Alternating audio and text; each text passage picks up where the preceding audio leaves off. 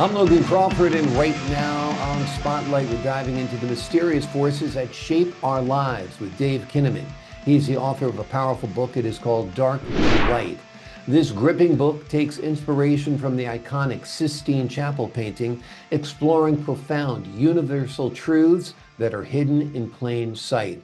We will discover how unseen powers influence everything from personal success to global politics in this mind-expanding read. We're delighted to have this very talented author join us here today on Spotlight. We thank the team at Bookside Press for helping us put him in the spotlight today. And we ask viewers like you to support authors like him by subscribing to our channel and by purchasing his amazing book. The links are below this interview. Dave, great to see you here today on Spotlight. Thank you. Tell us a little bit of what inspired you to connect Michelangelo's masterpiece with modern day ideologies and personal growth. Well, the whole journey of my book started as a public school science teacher. I had this epiphany or this realization when I was teaching that no matter how hard I tried to raise the performance of the low performing students in a large group, you always ended up with a predictable bell curve. And there was always the high performers and always the low performers. It was impossible to get away from that. Then I had this other realization that when I taught my students the scientific method each year, I would teach them the scientific victories have always inevitable dark side effects.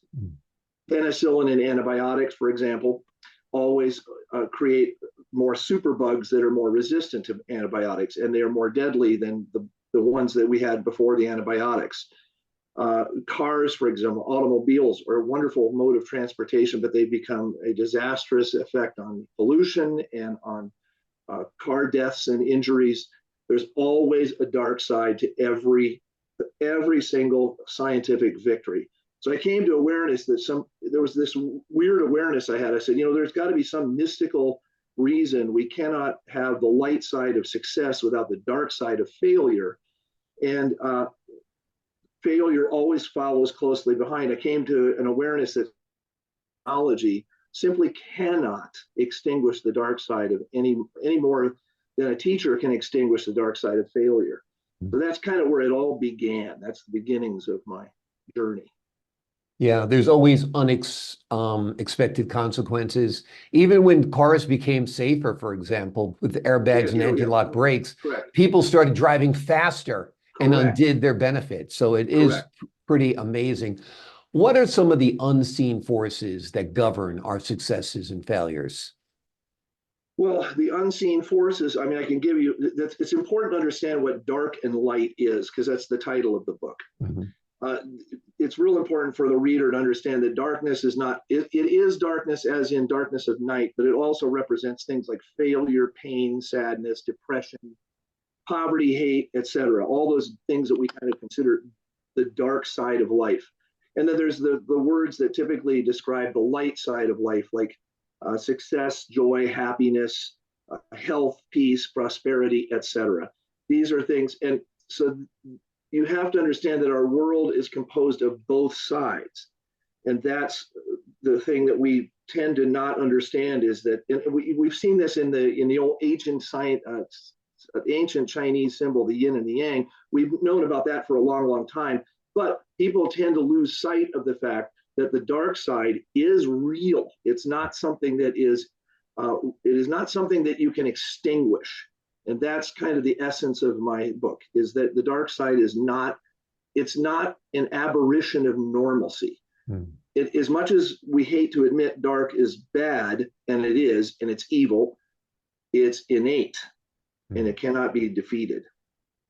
So we have to learn to live with it and maneuver around it, basically. We have to learn how to live with it. And I believe that in America, we tend to not deal with darkness appropriately. We tend to think that it's defeatable with science and technology, money, taxation. We tend to see the darknesses of our world as something that is fixable.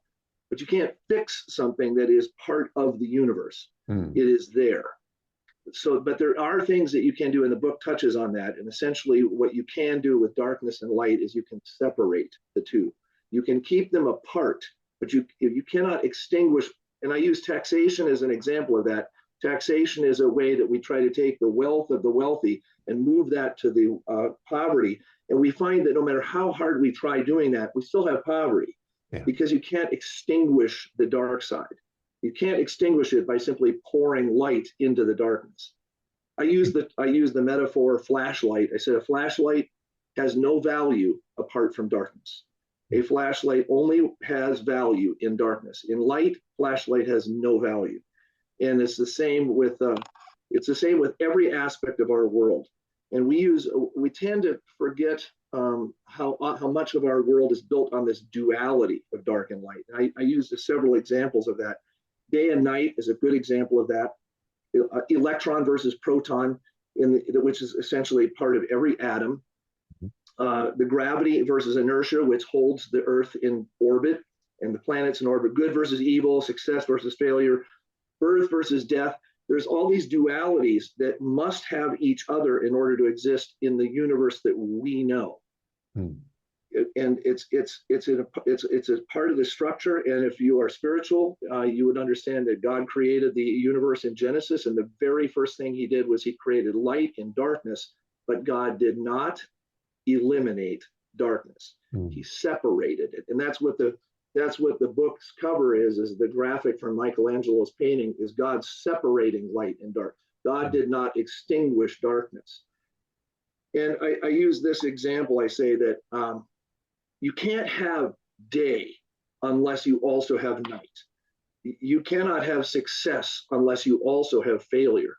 And I use the analogy that if everybody on the earth suddenly had $10 million put into their pockets, we would not all suddenly be rich, because we would all be the same.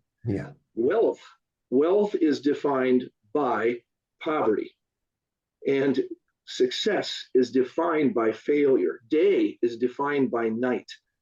We can't have one without the other. And we forget this. We try to extinguish the dark side, believing that by doing that, we won't have the dark side, but it is an innate portion of our universe. Yeah, it's very, very interesting. You basically can't be happy unless there's sadness. You can't have one without the other, basically. And it's very, very true. I mean, I think we've redefined poverty in this country. I think the people who are on the poverty level now live better than I did when I was a kid. You know what I mean? What we didn't think of ourselves as poor. That is correct, because you can move the bell curve over one way or the other, but you'll always have the low end of the bell curve and the high end of the bell curve. Exactly. These people have a 40-inch TV and not a 65-inch TV, or so on and so forth. It's very, very, very, very interesting concept. So are there any practical tips that people can use to live in harmony in this world despite the chaos? I touch on that throughout the book. I devote an entire chapter to, well, the second half of the book is really about how we tend to fail with understanding this. And the practical nature of this is that we have to be careful that our idealistic ideologies, which government tends to go into idealism. When you think about it, we vote for a candidate because they present an idealistic idea of how they're going to extinguish darkness in some way or form. And so we vote for that candidate based on the idealistic nature. But what idealistic politicians, for example, what they tend to do is they talk only about the idealistic positive side of their solution without recognizing the opposite side that brings with it. So we talk about the Green New Deal, for example. That's very idealistic, and who would not want that? Who would not want a perfectly pure world? But we know that if we go in that direction, we get rid of fossil fuels, and that's going to create an entirely new problem. What idealists tend to do is they tend to not talk about the side effects. But it's interesting because one aspect of our government does talk about side effects, and that is our Food and Drug Administration. They understand that when we submit an idealistic drug, what comes with it is a whole long list of side effects. And we admit to that this, even though this is a phenomenal drug, it's going to have side effects. Political ideologies never list the side effects. They ignore those side effects. and they present only the good side, and we railroad through those ideologies without consideration of the dark side that it's going to bring with it. And it will always bring a dark side with it, but we don't notice it. It's the elephant in the room, and we just ignore it. Yeah. And if that is the practical side, is that we should always present ideologies that are idealistic with a realization and an honesty that comes with it. Yeah. Yeah, that intellectual honesty is absolutely missing in politics, as is intellectual cognizant ability as well, on certain levels. I find it interesting, though. Are we always just kind of rearranging the deck chairs on the Titanic in a way?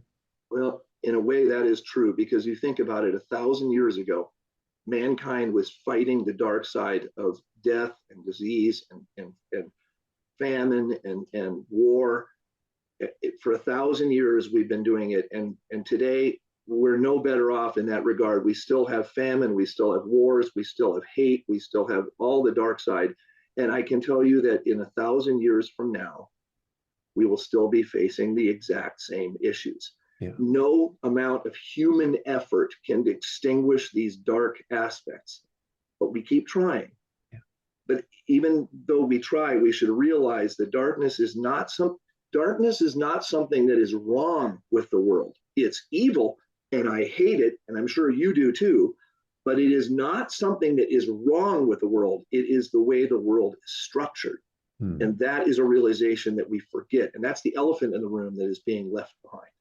Yeah. It's a fascinating way of looking. It's a whole different way of understanding the failures, poverty and homelessness. And you name any of the dark side things that are, why do we have death? People say, I can't believe I lost my loved one. I can't believe that horrible thing happened. We have to understand that these dark side aspects of our life are innate. It's not something that's wrong, and it's not something we can totally fix. We can move it around. Like you said, right. We can shuffle it. Right. We can't get rid of it. Exactly. No matter how much we jog, eat right, take our supplements, get our flu shot every year, guess what? I'm a dead man. I'm a dead man walking, and so are you, right? We all have to face the dark side. Yeah, right. That's right. I know. It's a very, very interesting concept, and I think this is in a bit a part of your book. A priest once said to me, "Life is hard, and once you accept that life is hard, it becomes easier." So correct. I think that's kind of the point of your book. You're saying that there's a horrible dark side of life, but once you accept it, you can learn to get around it and maneuver correct. And stay in the light as much as possible. Correct. You have to, in order to understand our world and to understand how it is to live in it, you have to understand that darkness is part of it. I love one of the things that Einstein said. He said, one thing I've learned in a long life is that all our science, all the things humans do, all of our science measured against reality, which reality is dark and light, is primitive and childlike.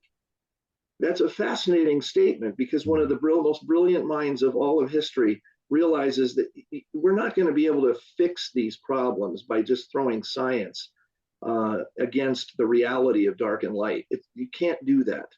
I laugh because I love the show Star Trek Next Generations, Voyager. I love those shows, but they're also idealistic. They paint this picture of a world where the Earth has finally come to perfect peace and harmony, but it can never be that.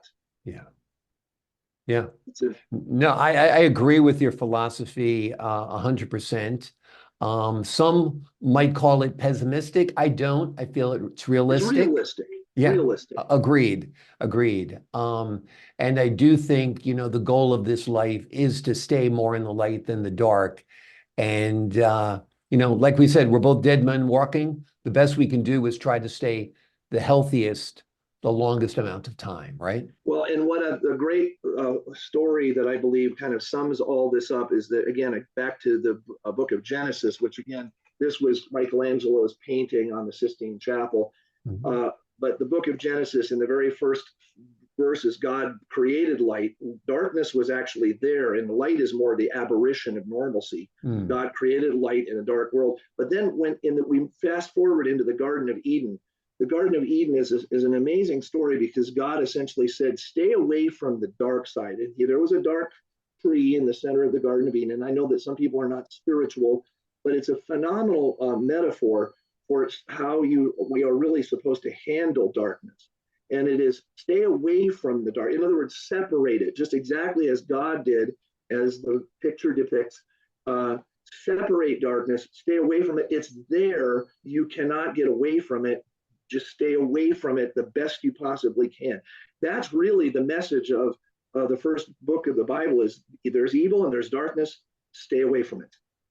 It's like Obi-Wan Kenobi whispering in your ear, follow the light, young Luke. Yeah, and you know what's funny is Hollywood understands this concept in an odd way. In the movie Star Wars, Obi-Wan Kenobi says to Darth Vader, if you strike me down, I will become more powerful than ever before. And so Darth Vader strikes him down, and who comes out of that is Luke Skywalker, the light of Luke Skywalker.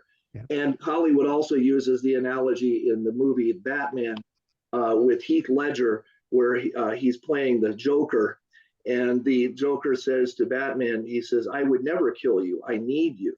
You define me. Well, that's a fascinating thing because evil does define good. And sometimes we have to realize that when we have a death and a terrible time in our life, it is the very thing that defines and creates the love and life and the beautiful things of our world because it defines that. And also what my book does is it doesn't just go pessimistic. It talks about how if we really understand this, we understand that dark times of our life often are the fertile ground for when we explode into success. And there have been so many examples of that. Dave Ramsey, who I follow often with his book, he has his success because of his problems financially. Yeah. And the opposite is also true. People that are granted massive success through either the winning of a lottery or Hollywood fame and fortune, often their lives crumble because they suddenly have so much quote life and light poured into their life, the darkness follows in a balancing act. And so it kind of works both ways. But the good news is that when things get dark, there's often a light that sunrise comes after night. And it's not just in physical world, it happens metaphorically as well. Sunrise follows light. The worst times of our life are often followed by some of the best times, which is why sacrifice for others often is so rewarding. It is always darkest before the dawn. Yes. It's a saying I say often to find comfort, for sure. And there's so many examples. I mean, I could go on and on and on. And we sort of always understand this, the yin and the yang. But we tend to live our lives ignoring darkness. We try to pretend it's not there. And then when it hits, we act so shocked and bewildered. And why is it there? We shouldn't be. Exactly. Dave Kinnaman has written a powerful book. It is called Dark and Light. I think it'll actually change the way you view life differently and in a good way. He proposes and espouses in his book that darkness is innate in this life. It's part of it. It's part of the world. It's part of the universe. Evil is out there, but you can navigate your life to live in the light as positively and as long as possible. Fascinating interview, fascinating book. Dave, thanks so much for joining us here today on Spotlight. Thank you. I appreciate your time. To the folks at home, I'm Logan Crawford, thanking you for your time this time. Until next time on Spotlight, and stay in the light.